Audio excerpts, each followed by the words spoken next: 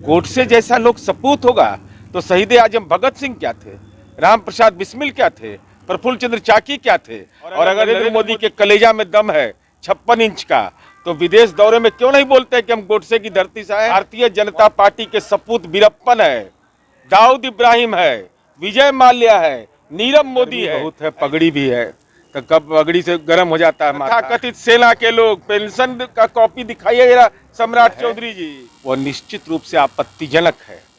अगर गोडसे को आप सपूत मानते हैं, आप इस देश के इतिहास को कलंकित करने की कोशिश कर रहे हैं। गोडसे जैसा लोग सपूत होगा तो शहीद आजम भगत सिंह क्या थे, राम प्रसाद बिस्मिल क्या थे, प्रफुल्ल चंद्र चाकी क्या थे।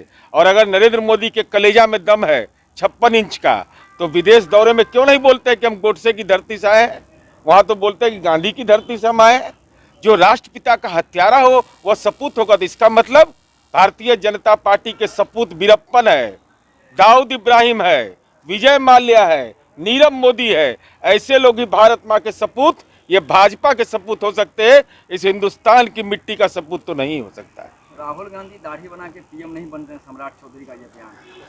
ओसामा बिन लादेन से सुना। अब इनके बारे में तो बहुत बोलने की जरूरत है नहीं, गर्मी बहुत है, पगड़ी भी है, तो कब पगड़ी से गर्म हो जाता है माथा। अरे इस हिंदुस्तान की मिट्टी का को सलाम करिए कि इस देश के अंदर में एक ऐसा परिवार भी है जो प्रधानमंत्री पद पर रखते हुए देश के लिए शहादत दिया है, इस देश की परंपरा का। और आपके घर में भी हैं तथा कथित सेना के लोग। पेंशन का कॉपी दिखाइए जरा सम्राट चौधरी जी, पेंशन मिलता है कि नहीं। आपके पिताजी को सेना का पेंशन मिल रहा है कि नहीं, जरा वो भी दिखाइए कागजात, तब राष्ट्रवादी होने का सपूत मिलेगा।